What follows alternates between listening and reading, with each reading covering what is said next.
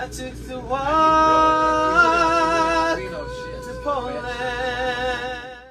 스티브는 아프리카계 미국인 어머니와 필리핀인 아버지 사이에서 태어났어요. 그래서 얼굴을 보면 동양인 느낌이 얼핏 나죠. 근데 스티브는 아버지와는 사이가 그리 좋지 않았답니다. 집에도 잘 안 들어오시고 딱히 뭘 같이 한 추억도 없어서 10살 때 아버지가 돌아가시는데 별 감흥이 없었대요. 이후 어머니는 곧장 재혼을 하셨고 덕분에 스티브는 보다 풍족한 환경에서 자랄 수 있었답니다. 어머니는 기독교적 가치관을 중시하는 매우 보수적인 분이셨대요. 어느 정도였냐면 집이 그 악명 높은 컴튼에 있었는데 자식들이 여기 삶에 물들까 돈을 더 써서라도 굳이 사립학교에 보냈고 집 밖엔 아예 나가지도 못하겠답니다. 그래서 스티브는 이런 보수적인 환경 속에 자신의 섹슈얼리티를 계속 부정해야 했대요. 자긴 남자한테도 끌리는데 그럼 안 된다 배워서 그렇지 않은 척하는 게 너무 힘들었답니다. 하지만 이런 그에게도 치유제가 있었어요. 바로 음악인데요. 음악을 듣는 순간만큼은 모든 걸 잊을 수 있었답니다. 그래서 게임도 기타 히어로 같은 음악 게임을 주로 했대요. 근데 이거 하다 맞들려서 진짜 기타에 손댄 건 유명한 일화죠. 이후론 기타 연주에 미쳐 살았고 이제 고등학생 땐 엄마의 권유로 학교 밴드부에 들어갑니다. 근데 여기서 만난 한 사람 때문에 스티브의 인생이 송두리째 바뀌어요. 그게 누구냐? 바로 자밀 브루너입니다. 당시 밴드 디 인터넷에서 키보드를 쳤던 분인데 이분이 스티브 재능을 보고 밴드에 들어오라 한 거예요. 엄마 고마워요. 덕분에 자밀 브루너를 만났고 밴드 디 인터넷에 들어갈 수 있었습니다. 이때 디 인터넷은 앨범을 이미 2개나 낸 그리고 두 앨범이 모두 호평을 받고 있던 씬에서 가장 주목받는 밴드 중 하나였어요. 자 근데 이 밴드를 이끄는 두 리더가 누구죠? 시드랑 맷이죠. 자 그럼 이 둘이 어디 출신이죠? 바로 오드 퓨처입니다. 오드 퓨처는 타일러 더 크리에이터랑 프랭크 오션이 속해 있는 힙합과 R&B의 모든 규칙을 깨부숴 각 장르에 엄청난 영향을 끼친 그런 무시무시한 집단인데요. 힙합과 R&B의 별걸 다 섞어 신의 장르 파괴를 유행시킨 게 바로 이들이고 또 타일러, 프랭크, 시드 다 퀴어잖아요. 이 마초적인 신에 무지개 빛을 들이운 것도 바로 이들입니다. 아무쪼록 스티브는 디 인터넷 멤버들과 모든 면에서 잘 맞았다는데 이런 걸 보면 그의 몸에도 오드 퓨처 DNA가 흐름을 알 수 있어요. 다양성을 존중하고 모든 걸 흡수하는 괴상하면서도 창의적인 뭐 그런 것들이요. 그래서 스티브는 당시 고딩이었지만 바로 밴드에 적응했고 정규 3집에 참여해 총 6곡을 프로듀싱했다 합니다. 그리고 이 3집은 스티브의 활약 덕에 그래미 후보에 오를 만큼 뜨거운 반응을 얻어요. 이후엔 켄드릭 라마를 비롯한 거물들의 작업 제안도 들어오죠. 스티브는 여기서 자신감을 얻었고 이제 이를 바탕으로 본인의 솔로 커리어를 시작합니다. 스티브 레이시스 데모는 그의 첫 EP예요. 돈이 없어 전곡을 아이폰으로 만들었고 그래서 DIY 감성이 상당한데 고수는 도구 탓 안 하죠. 이번에도 역시나 호평이 이어졌고 특히 EP의 다크레드란 곡은 나중에 틱톡에서 바이럴 되기까지 합니다. 그러자 스티브는 아이폰으로도 좋은 작품을 만들 수 있게 한 이 헝그리 정신에 매료돼요. 그리고 이 창작가는 오래도록 그를 지배하게 됩니다. 최고의 작품은 아무것도 가진 게 없을 때 나오는 것 같아요. 스티브는 이제 이 믿음과 함께 데뷔 앨범 작업에 들어가는데요. 아폴로 21은 기타리스트이자 프로듀서 그리고 싱어로서 자신의 역량을 총집합한 정말 끝내주는 앨범이에요. 그리고 옷장에서 살포시 나오는 그런 조심스러운 커밍아웃이 돋보이는 앨범이기도 합니다. 스티브는 여기까지 오는데 오랜 시간이 걸렸대요. 커밍아웃을 하긴 해야 되는데 잘못 공개했단 양성애자인 것만 이슈돼서 본인 음악이 거기 파묻힐까 두려웠답니다. 하지만 용기를 냈고 결국 이렇게 멋진 앨범을 만들어냈죠. I didn't wanna make it a big deal,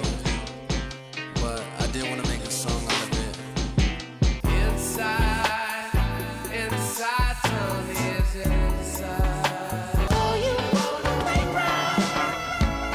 Well, baby, I want the playground. 근데 웃긴 건 너무 조심한 나머지 소심한 앨범이 나왔단 거예요. 그래서 피치포크의 한 평론가는 앨범은 좋지만 스포트라이트를 너무 과하게 피하려는 게 느껴져서 오히려 그게 더 부담스럽다는 평을 남기기도 했습니다. 맞아요. 본인도 인정하듯 스티브는 겁쟁이였어요. 타인의 관심을 두려워했고 누군가와 함께하는 것도 두려워했습니다. 근데 그때 스티브의 삶을 바꿔놓을 한 사건이 생겨요. 2020년 6월에 차 사고를 당하는데 이로 인해 모든 게 변했다 합니다. 죽음을 경험하며 진짜 중요한 게 뭔지를 돌아보게 됐고 앞으로는 당당하게 자신의 모든 걸 음악에 담아내기로 해요. 제미나이 라이츠는 그 결심과 변화가 모두 담긴 앨범입니다. 여기서 스티브는 변변찮은 장비로 모든 걸 혼자 해내겠다는 독고다이 정신을 내려놔요. 그래서 RCA란 대형 레이블의 영입 제안을 받아들이고 이젠 전문 스튜디오로가 인류 프로듀서들과 함께 앨범을 작업하게 됩니다. 근데 이 과정에서 많은 걸 깨달았대요. 함께하는 게 창의력 증진에 이렇게 좋은 건 줄 몰랐답니다. 그건 정말 아름다운 깨달음이었어요. 그래서 이 앨범은 정규 2집이자 메이저 데뷔 앨범으로 불리기도 하는데 재밌는 건 이 제미나이 라이츠가 이별 앨범이란 거예요. 헤어진 남자친구가 영감이 됐고 그 분노와 슬픔을 음악으로 승화시킨 거라 합니다. 그래서인지 가사들이 아주 직설적이고 듣다 보면 자연스레 스티브 입장에 몰입하게 돼요. 감사하게도 힙합밸리의 데스틴님이 전곡을 다 해석해 놓으셨는데 요거 참고해서 들으시면 더 좋을 것 같습니다. 피땀 눈물 그리고 소중한 시간을 모두 쏟았어요. 완벽한 앨범이라고 할 수는 없지만 아마도 당신이 1년간 들은 것 중 가장 진실된 앨범일 겁니다. Really working with your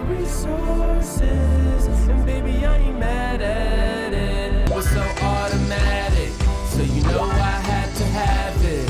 But loving you was gave you a chance and some dopamine. Safe to say after me you peaked. Still to give you did. I wish I knew.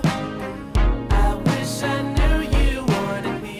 앨범의 대표 트랙이라면 역시 배드헤빗이죠. 얼터너티브 R&B란 정체불명의 장르가 빌보드 싱글 차트 1위에 오르는 그런 기념비적인 순간을 선사한 곡이에요. 이 곡의 인기에 대해서 정말 많은 곳에서 분석을 했는데 그중 가장 공감 갔던 것들을 말씀드리겠습니다. 첫째는 가사예요. 배드헤빗은 상대를 붙잡고 싶었음에도 하고픈 말을 참는 나쁜 습관 때문에 상대를 보내야 했던, 그래서 스스로에게 화가 난 한 화자의 얘기로 시작하는데 뒤에 이어지는 얘기가 너무 재밌습니다. 떠났던 남자가 다시 돌아오거든요. 그래서 좋아하면서 그 사람한테 쇼핑몰 뒤에서 야스를 하자고 제안하는데 좋아하는 이가 떠났을 땐 한없이 소심해졌다. 다시 돌아오니까 이렇게 자신감이 폭발하는 게 너무 웃깁니다. 근데 한 평론가는 이 기이한 내용이 틱톡 바이럴을 이끌어낸 거라 해요. 좋은 가사는 이렇게 자극적이면서도 끝엔 공감을 일으킨다고, 그래서 이 곡이 댄스 챌린지보다 일상 영상에 더 쓰인 거랍니다. 자, 그럼 배드헤빗의 인기 요인 그 두 번째를 말해볼게요. 그건 바로 바이브 뮤직의 도래입니다. Which only right that you should play. 한 아저씨의 틱톡 영상으로 1977년 곡이 다시 차트에 냈듯 어느 순간부터 사람들이 강렬한 곡보단 이런 은근하면서도 분위기 있는 곡을 찾기 시작했어요. 근데 한 평론가는 배드헤빗이 이런 니즈에 최적화된 곡이라 합니다. 우울과 격정이 섞여 있어 요즘 아이들의 심리를 대변해주기도 하고, 또 음악적으론 몽환적이면서도 펑키해서 틱톡이건 인스타던 어디든 다 어울리는 말 그대로 BGM에 최적화된 곡이래요. 자, 그럼 배드헤빗의 인기 요인 그 마지막, 그건 바로 사람들이 이런 음악에 마침내 귀가 익었기 때문입니다. 아시겠지만 이렇게 R&B에 여러 장르를 섞은 게 스티브가 최초가 아니에요. 이미 여러 선구자들이 있었고 이들이 음지에서 낸 작품들 덕에 지금의 스티브가 있는 겁니다. 그래서 지금부턴 스티브 레이 씨가 하는 이 얼터너티브 R&B란 장르에 대해 얘기를 해볼게요. 프랭크 오션과 위켄드는 2011년 죽어가던 R&B에 인디락, 로파이, 일렉트로닉 등 여러 장르를 섞었어요. 그리고 노래도 내지르기보단 흐느끼며 불렀는데 이를 통해 보컬로 내려찍는 게 다였던 이전의 R&B는 넓은 공간감을 지닌 분위기 있는 바이브 뮤직으로 재탄생하게 됩니다. 그 결과 R&B라면 죽어도 안 들을 것 같던 인디밴드가 취향인 시티걸과 시티보이들도 이 신종 R&B는 즐겨 듣기 시작했어요. 평론가들은 이런 음악을 가리켜 얼터너티브 R&B라 했습니다. 여기서 얼터너티브는 대안을 말하는데요. 어떤 장르가 발전의 한계를 겪으면 이제 후대 아티스트들이 여기에 여러 실험을 가하잖아요. 그렇게 탄생한 어떤 장르의 새로운 버전을 기존의 전통적인 버전과 구분하기 위해 쓰는 용어가 바로 얼터너티브입니다. 그러니까 얼터너티브 R&B는 기존의 R&B를 대체하는 그런 대안적 성격을 지닌 새로운 유형의 R&B를 의미한다 볼 수 있어요. 자, 근데 이 얼터너티브 R&B의 기수인 프랭크 오션이 과거에 이런 말을 했습니다. 자기를 R&B 뮤지션으로 여기지 말아달라고. 자기 음악은 R&B를 염두하고 만든 게 아니라고. 근데 이 말이 맞는 게 이 음악들은 어쩌면 R&B가 아닐 수도 있습니다. 누군간 이 얼터너티브 R&B라 불리는 음악들은 워낙 많은 장르가 섞여 있어서 같은 음악을 만약 흑인이 아닌 백인이 했다면 이건 R&B가 아닌 락이나 일렉트로닉으로 분류됐을 가능성도 있다 해요. 자, 그럼 여기서 잠깐 흑인이 부르는 노래는 왜 죄다 R&B로 분류가 되는지 우리 R&B 역사를 빠르게 한번 훑어봅시다. 먼 옛날 흑인들에게 재즈와 블루스가 전부이던 시절 빌보드는 이런 흑인들의 음악을 가리켜 레이스 뮤직이라 했어요. 근데 이 음악들이 일렉 기타와 만나 점점 신나지자 빌보드의 한 기자는 여기에 리듬 앤 블루스란 새로운 이름을 선사합니다. 이제 흑인들이 하는 음악은 R&B란 이름의 우산 아래 디스코, 펑크, 소울 등 다양한 형태로 발전하는데요. 그러다 80년대엔 컨템퍼러리 R&B라는 장르가 생기고 2010년대엔 그것과도 차별을 두는 얼터너티브 R&B라는 단어가 등장해요. 이렇듯 시대에 따라 스타일에 따라 용어만 달라질 뿐 우린 역사적으로 흑인이 하는 모든 음악을 R&B로 불러왔어요. 근데 문제는 이 얼터너티브 R&B란 게 흑인 음악이 맞냔 거죠. 아프리카계 미국인이 하는 음악이고 그들의 소울 보컬이 가미됐기에 R&B 딱지가 붙은 거지. 웃기게도 이 음악들의 상당 부분을 차지하는 건 락이나 일렉트로닉 같은 다른 장르란 겁니다. 그래서 한 에디터의 말처럼 얼터너티브 R&B란 건 잘못된 표현일 수도 있어요. 어쩌면 실험적인 음악을 하는 아프리카계 미국인의 음악, 요게 더 정확한 용어일 수도 있습니다. 어쨌든 이 얼터너티브 R&B란 용어 아래는 정말 다양한 스타일의 아티스트들이 존재하는데 그중 스티브는 자신의 기타 재능을 활용해 R&B지만 락에 가까운 음악을 선보였어요. 두 장르를 얼마나 잘 섞었는지 빌보드는 이 배드헤빗을 락 차트, 얼터너티브 차트, R&B 차트에 모두 넣었습니다. 심지어 R&B 힙합 차트에도 들어갔는데 웃긴 건 여기서 다 1위예요. 스티브가 말합니다. 저는 제 자신을 R&B나 힙합, 락으로 생각해본 적이 없어요. 그냥 이 모든 거에 영향받았을 뿐입니다.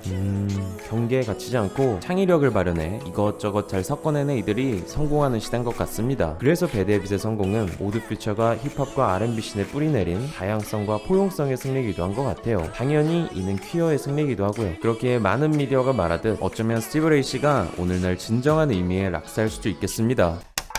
구독을 통해 팝에 관한 흥미로운 이야기 함께 나누시죠. 감사합니다.